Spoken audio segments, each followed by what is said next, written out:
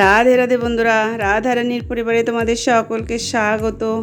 সকাল সকাল স্নান পুজো সেরে চলে আসলাম তোমাদের সাথে কিছুটা সময় কাটাবো বলে। রাধারানীর আশীর্বাদ নিয়ে চলো এবার তাহলে আমরা চলে যাই রান্নাঘরে। চলে এসেছি আমি আমার রান্নাঘরে। আজকে আমার রান্নাঘরে আমি শেয়ার করব তোমাদের সাথে পটল পোস্ত। তো এই পটল পোস্ত বানাতে লাগছে প্রথমে পটলগুলোকে আমি ভালো করে ছুলে ধুয়ে এর দুদিকে কেটে পরিষ্কার করে রেখে দিয়েছি। এই দেখো এরকমভাবে পটলগুলো কেটে নেবে। এবারে আমাকে বানাতে হবে মশলাটার জন্য লাগছে 1 চামচ সাদা সর্ষে, আর লাগবে 1 চামচ পোস্ত, আর 1 চামচ মগজ, কিছুটা বাদাম, কাঁচা লঙ্কা আর আদা দেব, সামান্য পরিমাণে লবণ।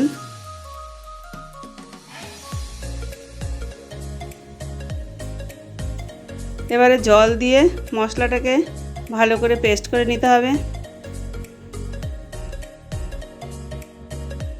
এদিকে আমি উনুনে কড়াই বসিয়ে কড়াতে দিয়ে দিলাম সরষের তেল। তেলটা গরম হয়ে গেলে পটলগুলোকে আমাকে ভেজে নিতে হবে।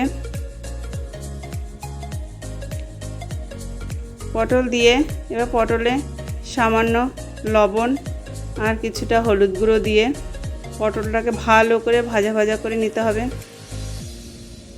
পটলটা এমন করে ভাজতে হবে যে পটলটা ভাজার সময় যেন সিদ্ধ হয়ে যায়।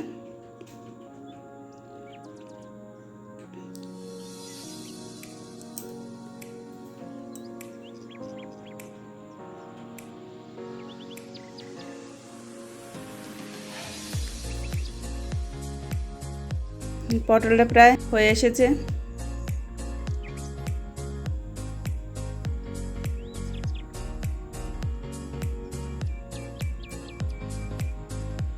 এই পটল ভাজা আমার রেডি।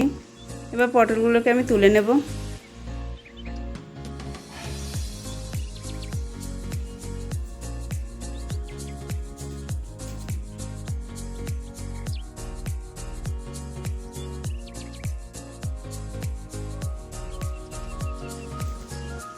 পটলগুলো তুলে এই তেলের মধ্যে আমি দিয়ে দেব ফোড়নে দেব হলো জিরে,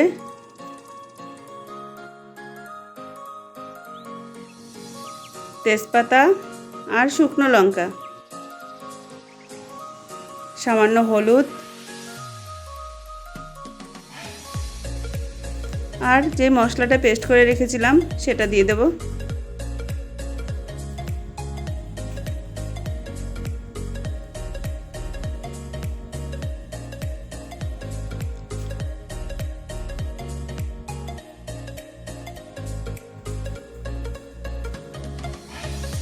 দিয়ে দেব সামান্য জিরে গুঁড়ো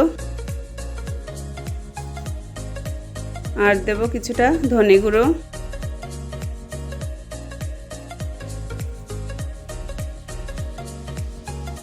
এবার মশলাটাকে আবার কষিয়ে নিতে হবে।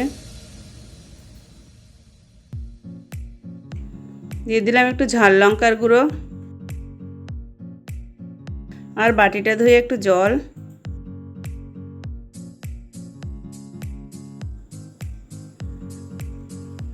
এবার মশলাটাকে ভালো করে কষিয়ে পুরো ভাজা করে নিতে হবে। এবারে দিয়ে দেব পরিমাণ মতো লবণ।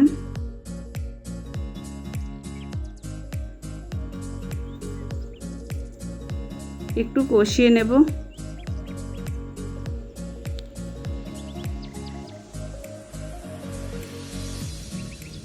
এই মশলাটা আমার ভাজা হয়ে গেছে।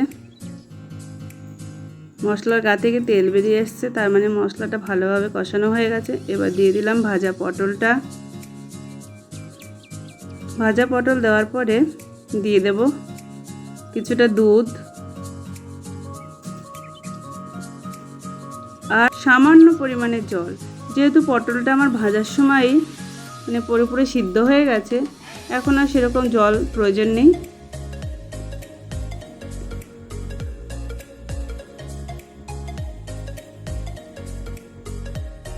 এবার ঢাকা চাপা দিয়ে 2 থেকে 3 মিনিট এটাকে ফুটতে দিতে হবে।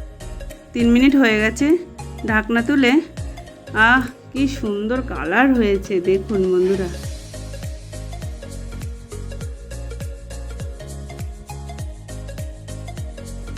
এবারে দিলাম সামান্য গরম মশলা, আর দিলাম কিছুটা কাসুরি মেথি,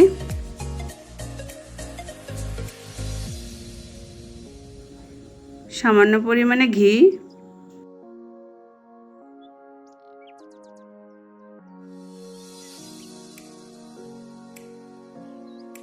চিনি দিয়ে দিলাম।